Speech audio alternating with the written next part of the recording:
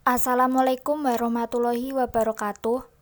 Perkenalkan, nama saya Syafa Alian Nurmalita, NIM 202111243 dari Hukum Ekonomi Syariah kelas 3G. Di sini, saya akan menjelaskan tentang sejarah hukum Islam dalam pandangan pakar hukum Islam, mata kuliah Filsafat Hukum Islam.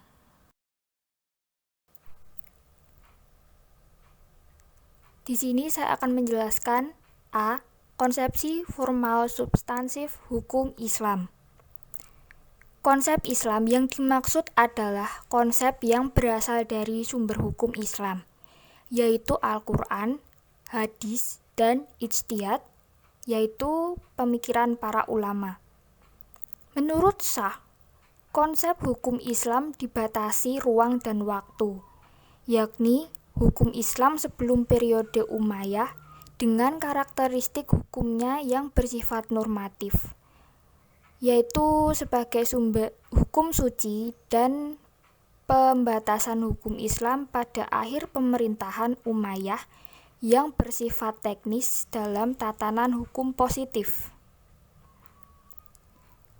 Pembahasan hukum Islam tak terlepas dari terminologi fikih dan syariah. Penggunaan fikih awalnya mencakup hukum agama secara keseluruhan, baik tentang keyakinan atau akaid, hukum praktis atau amaliyah, dan akhlak. Setelah melalui masa perkembangan formatifnya, pada abad kedua Hijriah, fikih mengalami pergeseran dan pembatasan sehingga terfokus pada permasalahan hukum saja. Sejak saat itu, berkembang istilah fikih menurut ahli usul fikih dan ahli fikih atau yang disebut fiqh. Perbedaan syariat dan fikih. Perbedaan yang pertama yaitu 1. Syariah bersifat sempurna dan tak berubah, sedangkan fikih terus berkembang dan berubah menurut perbedaan tempat, masa, dan orang yang memahaminya. Yang kedua, syariat bersifat umum dan universal. Yang ketiga, ijtihad fikih tidak dapat disamakan dengan syariat. Slide selanjutnya, perbedaan syariat dan fikih yang keempat yaitu ketentuan syariat menjadi keharusan bagi manusia untuk melaksanakan dan meninggalkannya tanpa mengenal ruang dan waktu. Yang kelima, hukum syariat kebenarannya mutlak, sementara pemahaman fuqaha kemungkinan bisa salah. Ada dua dimensi dalam memahami hukum Islam. Yang pertama, hukum Islam berdimensi ilahiyah. Yang kedua, hukum Islam berdimensi insaniyah. Syariah adalah konsep substansial dan seluruh ajaran Islam meliputi aspek keyakinan, moral, dan hukum. Sementara fikih adalah upaya untuk memahami ajaran Islam. Fikih cenderung sebagai konsep fungsional. Namun menurut fuqaha, fikih mencakup semua aspek hukum syari'. Dengan demikian, terjadi pergeseran dari fungsi fikih sebagai konsep fungsional menjadi fungsi fikih sebagai konsep konstitusional. Menurut ilmu hukum, terdapat berbagai makna hukum. Pertama, hukum dalam ilmu pengetahuan. Kedua, hukum dalam arti disiplin atau sistem ajaran tentang kenyataan. Yang ketiga, hukum dalam arti kaidah atau norma. Yang keempat, hukum dalam arti tata hukum atau hukum positif tertulis. Yang kelima, hukum dalam arti keputusan pejabat. Yang keenam, hukum dalam arti petugas. Slide selanjutnya masih sama. Menurut ilmu hukum terdapat berbagai makna hukum, yaitu hukum dalam arti proses pemerintahan, hukum dalam arti perilaku yang teratur dan ajek, dan hukum dalam arti jalinan nilai-nilai. B. Konsepsi tentang sumber dan periodisasi hukum Islam. Syak berpendapat bahwa sumber hukum Islam pertama adalah tradisi masyarakat Arab pra-Islam, bukan Al-Quran dan Sunnah Rasul.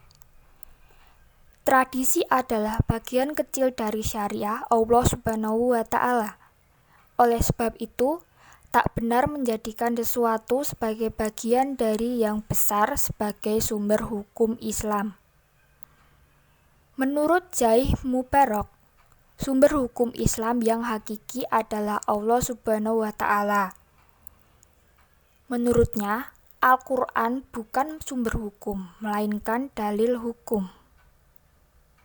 Para ahli hukum Islam melihat prinsip adat sebagai sumber hukum yang sekunder, bukanlah primer.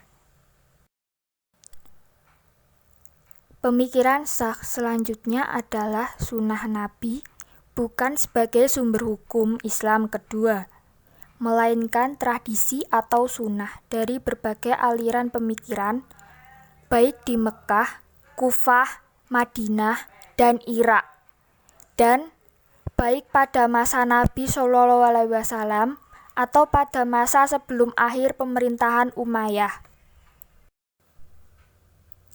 Namun, tampaknya bentuk hukum dalam Al-Quran jauh dari bayangan Syak, karena beliau hanya berdasar pada pemerintahan Umayyah, baik dari praktik ibadah maupun praktik administrasi pemerintahan. Selain itu, ketiga aliran politik keagamaan seperti Mu'tazilah, Khawarij, dan Syiah terbukti punya metodologi hukum dan pandangan yang berbeda-beda. Meski demikian, apa yang disangkakan oleh Syak secara realitas tidaklah benar. C. Konsepsi metode penggalian hukum Islam. Karena hukum Islam berdimensi uluhiyah atau bagian dari agama, maka ada 4 pendekatan yang bisa kita gunakan. Ada 4 pendekatan dalam penggalian hukum Islam. Pendekatan pertama yaitu pendekatan teologi. Yang kedua yaitu pendekatan filsafat. Yang ketiga yaitu pendekatan sejarah. Yang keempat, pendekatan ilmu-ilmu sosial. Selain 4 pendekatan yang telah kita bahas pada slide sebelumnya, ada juga 2 pendekatan yang bersifat melengkapi, yaitu pendekatan bahasa dan maqasid syariah.